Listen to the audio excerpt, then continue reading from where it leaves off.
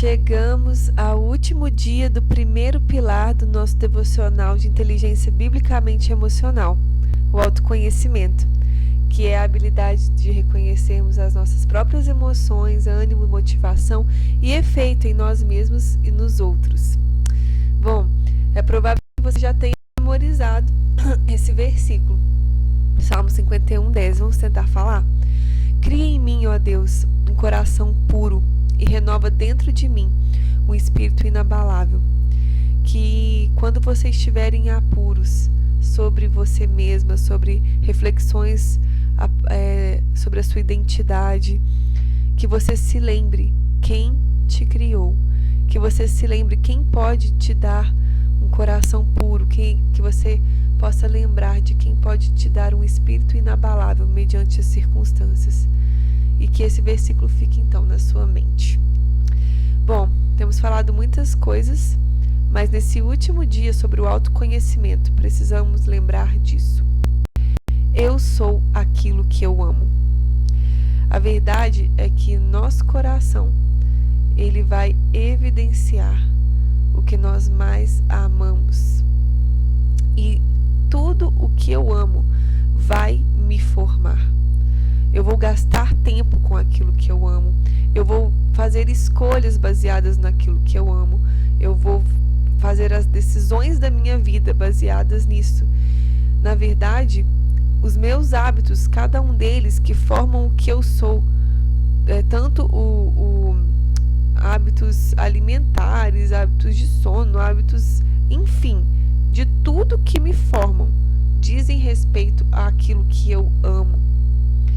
E o grande reformador Martim Lutero disse certa vez: seja o que for a que seu coração se apegue e em que deposite a confiança, isso será realmente o seu Deus. Nós nos tornamos o que adoramos, porque adoramos o que amamos. E sabe, nós muitas vezes estamos ouvindo falar sobre idolatria, ouvindo falar sobre essa questão de colocar nossa confiança em outra coisa, e nós muitas vezes dizemos com nossas bocas: não, eu confio em Deus, meu coração está em Deus, tudo. Mas nossas atitudes estão dizendo outra coisa, né? Então é isso que nós queremos pensar. O que realmente está acontecendo? A minha boca realmente está falando uma verdade, ou eu estou conseguindo me enganar com a minha boca para que as minhas atitudes continuem sendo incoerentes com o que eu digo? Sabendo que o meu coração é uma fábrica de ídolos, é fundamental compreender então essa ligação entre o que eu adoro e o que eu amo. Como temos visto, a questão não é se eu ou você vamos adorar, mas o que vamos adorar. Precisamos nos lembrar, não conseguimos deixar de adorar, porque não podemos deixar de amar algo acima de tudo. Foi Deus que nos criou assim. Ele nos criou com o intuito, com o propósito de um coração adorador. Então é inevitável que nós adoremos algo ou alguém, mas Deus nos criou para que Ele fosse o centro, para que Ele fosse a nossa principal, a nossa primordial, acima de tudo, a nossa adoração. Esse trecho que eu li aqui foi tirado do livro Você é Aquilo que Ama, de James Smith, e é um livro que eu recomendo a leitura se você ainda não leu. Ser humano é estar numa busca. Não depende de você, porque você já está comprometido. Você não pode deixar de apostar a sua vida em algo. Você não pode deixar de estar inclinado para alguma direção. O que eu quero dizer aqui é que realmente não existe ninguém que está sem algo no seu coração ao que adora. Não existem pessoas que estão alienadas a tudo. Todas amam alguma coisa. O coração é a câmara existencial do nosso amor, e são os nossos amores que nos orientam a um fim supremo. Não é que eu apenas conheça ou creia em alguma finalidade, mais que isso, eu anseio. Eu desejo algo e desejo acima de tudo. São os meus desejos que me definem. E, em resumo, exemplo aqui bem claro de como ninguém está inerte.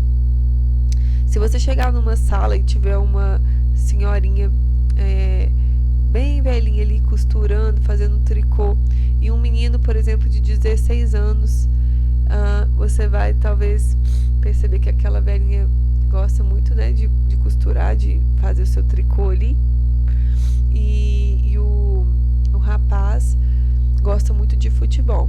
Então, se você chega pro rapaz e fala: olha, você já viu tricô, você gosta, você acha interessante? Ele vai dar uma resposta assim bem de alguém que, né, não tem muito interesse no assunto. Mas se você perguntar para ele sobre futebol, ele vai te falar tudo, vai saber todos os placares, né, como que tá os campeonatos e tudo. Por outro lado, se você chegar para aquela senhorinha e falar sobre o futebol, ela vai talvez responder com uma simpatia, mas não entendendo muito sobre aquilo. Mas se você perguntar sobre uma linha nova que saiu, ou sobre um modelo novo de alguma coisa de tricô, ela vai ficar muito animada. Ou seja, nós ficamos entusiasmados, felizes, empolgados com aquilo que nós amamos. Isso revela muito sobre nós mesmos, né? E isso é interessante. Ninguém deixa de ter algo que ama, sabe? Todos estão amando alguma coisa, mas o que é? Medite nisso. Senhor, criaste-nos para ti, e o nosso coração não tem paz enquanto não repousar em ti. É uma frase de Agostinho de Hipona. Para sermos verdadeiros e completamente humanos, precisamos nos encontrar em relacionamento com aquele que nos fez e para quem fomos feitos. E então entenderemos que como nosso coração foi criado para encontrar o seu fim em Deus. Experimentaremos uma ansiedade aflitiva e um desassossego enquanto tentarmos amar algo que não seja Deus. Então nós entendemos aqui que realmente, por mais que a gente tente amar alguma coisa, alguma pessoa, nós sempre nos encontraremos frustrados, ansiosos, com expectativas frustradas, porque nada nos satisfaz verdadeiramente, nada supre esse vazio que existe em nós. O Senhor nos criou para Ele, e é nele que existe a nossa real satisfação. Bem-aventurado o homem cuja força está em ti, em cujo coração se encontram os caminhos aplanados, o qual, passando pelo vale árido, faz dele um manancial. De bênção o cobre a primeira chuva, vão indo de força em força, e cada um deles aparece diante de Deus em Sião. Eu acho tão interessante notar aqui nesse texto como o maior desejo, né, daquele que coloca o seu coração nos caminhos aplanados de Deus, ele tem resultados evidentes na sua vida de abençoar os outros, de fazer do lugar em que ele vive um lugar, um manancial, ou seja, um lugar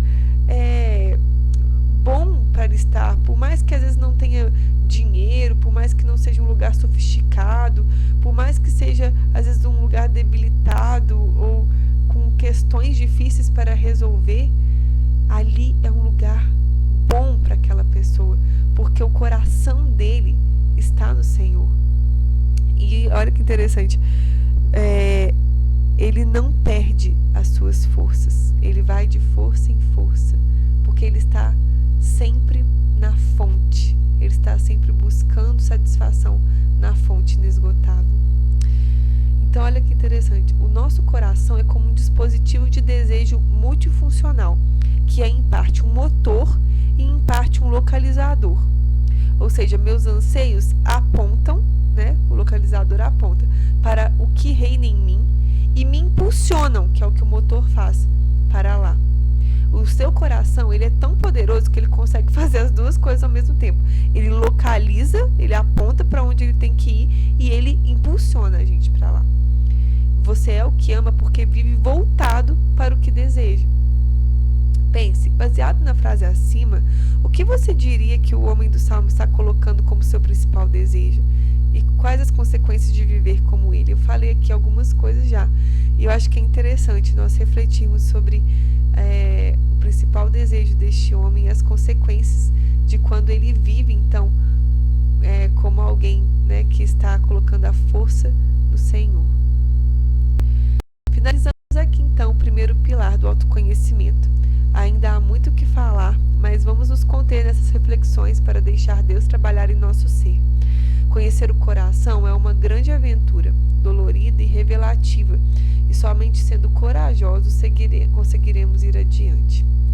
As notícias sobre o coração, como vimos, não são muito animadoras, mas o melhor está por detrás do que eu sou. Depois que eu recebo a má notícia sobre mim mesma, eu recebo a boa notícia, o Evangelho, que a palavra me mostra e me traz esperança. Fazer uma análise pessoal não é um antídoto. Eu quero deixar isso bem claro, gente. Conhecer mais o meu coração não é o antídoto para que eu, a partir de agora, pare de pecar. Né? Essa é a minha natureza. Mas quando estamos mais conscientes de como o nosso coração é fisgado, podemos sim, com maior maestria, cumprir uma ordem que Cristo insistentemente nos falou. Ele disse: vigiai e orai para que não entreis em tentação.